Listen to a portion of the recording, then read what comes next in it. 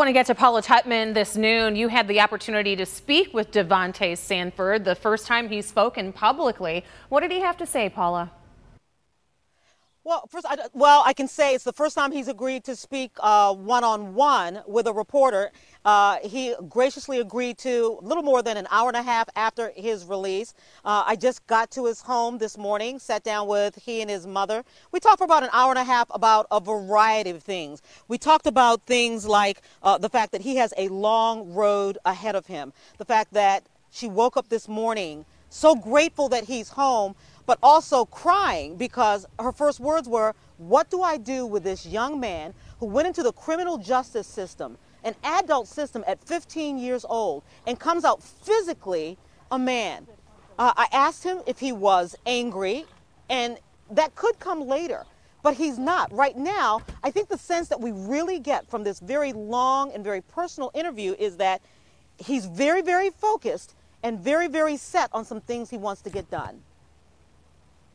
Like with my chance, I want to make something of it, you know, because I know how easy it is where it can get took just like that. So like, why would I like procrastinate or play around with it when I know it can just be like easily took? So I'm just focused and I'm just determined to make something of myself, you know. You feel that you failed as a mother because when you have a child, you want to protect this child, and just me hearing they spit in my food.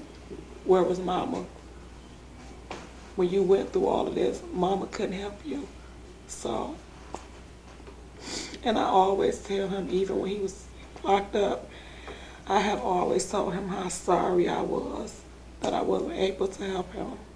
And that's something that I'm going to live with for the rest of my days on earth. You know, there's a lot of weight on this family right now, and I think there are some really big takeaways that we're going to get into today at 4, 5, and 6. Because like I said, he talked for a long time. He talked about what he had to do to survive. We talked about whether or not he had to become a sheep or a wolf. Now, Rhonda, we know what it's like in the adult system, so we know what we're talking about there. He talks about the things that he wants to do for children to make sure they don't get into the same predicament. And he also talks about what happened when he made that confession, what he said and how he was led to say the things that he said. It is very heartfelt. It is very honest. Keep in mind that he is also overwhelmed. 2 weeks ago, there was a thought that there was no chance he could get out of jail. All of a sudden, he's surrounded by media. So he does feel a sense of being overwhelmed, but he's also very, very poised, very, very well-spoken, and really had a lot to share. And we're going to be sharing that through our newscast this evening. Rhonda?